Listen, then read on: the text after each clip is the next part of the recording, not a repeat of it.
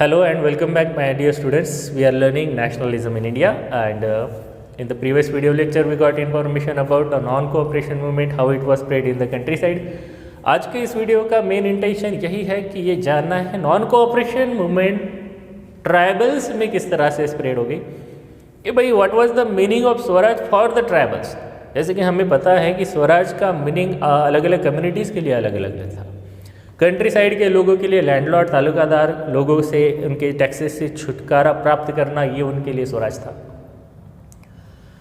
Tribals के लिए क्या स्वराज का मतलब है, ये अब इसमें जानना है। तो जैसे कि हमें पता है tribals are the communities which are dependent on the forest. Forest ये उनके घर होते हैं, उनका सर्वाइवल फॉरेस्ट के ऊपर डिपेंड होता है।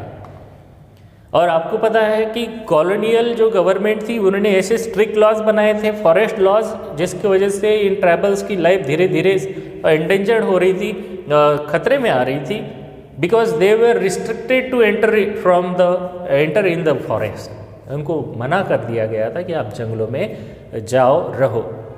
एक्चुअली फॉरेस्ट के ऊपर ही तो इनका सर्वाइवल डिपेंडेंट होता है ट्राइबल्स का।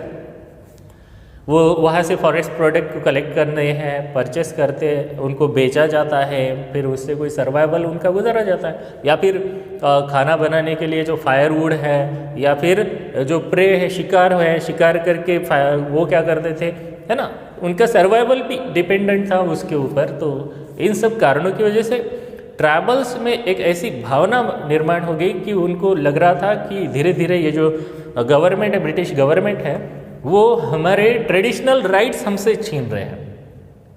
एक पॉइंट। दूसरा बात कि उनको ऐसा लग रहा है कि ट्रेडिशनल राइट्स तो जा ही रहे हैं, लेकिन हमारा सर्वाइवल भी खतरे में है। इन दोनों कारणों की वजह से उनमें एक ऐसी डिस्कंटेंट की भावना जाग गई, मतलब विद्रोह की भावना जाग गई कि वो अब अंग्रेज़ों के खिलाफ संघर्ष करने के लिए मौका ढूंढ रहे थे। और ऐसे में ही इस मूवमेंट का आना, तो इन लोगों ने देखा कि किस तरह से नॉन कोऑपरेशन मूवमेंट में हम शामिल हो सकते हैं। अब कोई भी मूवमेंट बिना लीडर के होती नहीं है ना। सक्सेसफुल होने के लिए लीडर ज़रूरी है। तो ट्राइबल के मूवमेंट को भी लीड किया, उनका नाम था आलूरी सीताराम राजू।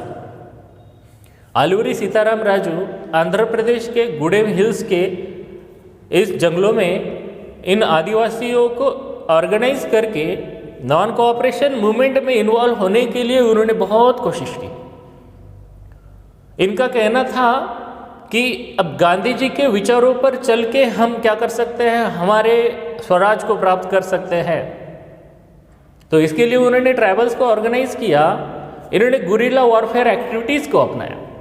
आलूरी सीताराम राजू के इस मूवमेंट का एक महत्वपूर्ण फीचर या फिर वैशिष्ट्य ये बताया जा सकता है कि इन्होंने गांधी जी के मूवमेंट को सपोर्ट किया, लेकिन गांधी जी की एक पॉलिसी जो नॉन वायलेंस है, पीस है, इसको मात्र वो पूरी तरह से फॉलो नहीं कर सकते थे।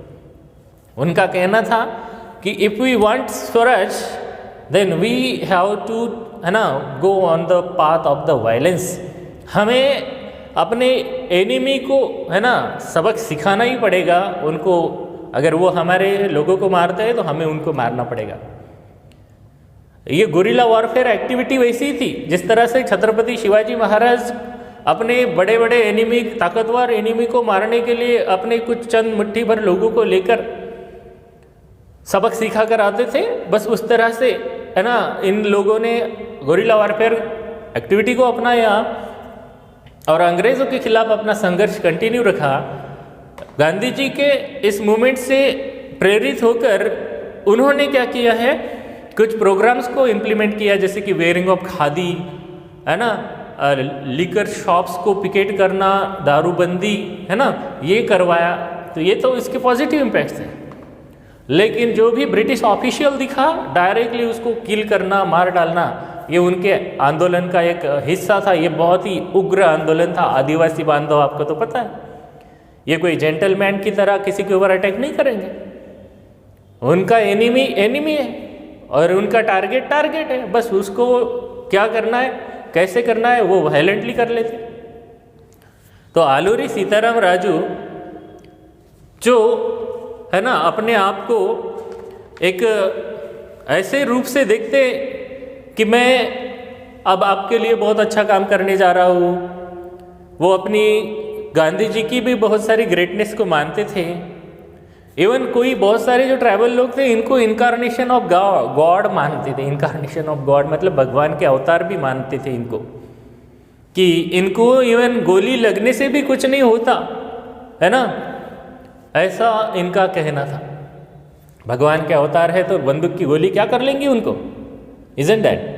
तो ये सब समस्याओं के खिलाफ लड़ने के लिए आलूरी सीताराम राजू ने इस मूवमेंट को सपोर्ट किया, लेकिन अनफॉर्चुनेटली ज़्यादा समय तक इनका संघर्ष कंटिन्यू नहीं रहा है। 1924 में इनको पुलिस कैप्चर कर लेती है राजू को, आलूरी सीताराम राजू को, और उनको एग्जीक्यूट कर डालती है। और पलक झपकते ही सब कुछ बदल जाए ऐसा माहौल बन जाता है। एक हीरो जो रियलिटी में अपने कम्युनिटी के लिए लड़ रहा था, अब वो रियलिटी का हीरो, फोक हीरो बन गया, कहानियों का हीरो बन के रह गया 1924 में एग्जीक्यूट करने की वजह से। मतलब अंग्रेज़ों ने रिप्रेसिव पॉलिसीज़ को ब्रूटली है ना रिप्रेस करने का ये जो तरीका अपनाया था, जिसमें जो भी हमारे खिलाफ जाएगा उनको अरेस्ट करो, एग्जीक्यूट करो, आंदोलन को दबाओ। तो बस यही तरीके उन्होंने अपनाए थे। तो हमें पता चलता है कि किस तरह से ट्राइबल कम्युनिटीज़ ने भी अपने अधिकारों को प्राप्त करने के लिए संघर्ष किया है। इसमें आलूरी सीताराम राजू का किस तरह के कॉन्ट्रीब्यूशंस था। तो आई होप आपको ये समझ में आया होगा। तो बस इस वीडियो के लिए इतना ही। बाकी भी बहुत सारी बातें हैं, उनको हम नेक्स्ट वीडियो लेक्चर में कवर कर लेंगे। तो आज के लिए बस इतना ही। Thank you and have a nice day. एक बात कि इतने सारे वीडियोस आपके लिए बनाए जाते हैं, तो इसको पूरा देखिए ताकि आपकी कंसेप्ट क्लियर हो जाए। ओके, तो बस इतना ही। बाकी जो बातें हैं हम नेक्स्ट वीडियो लेक्चर में इसको डिस्कस कर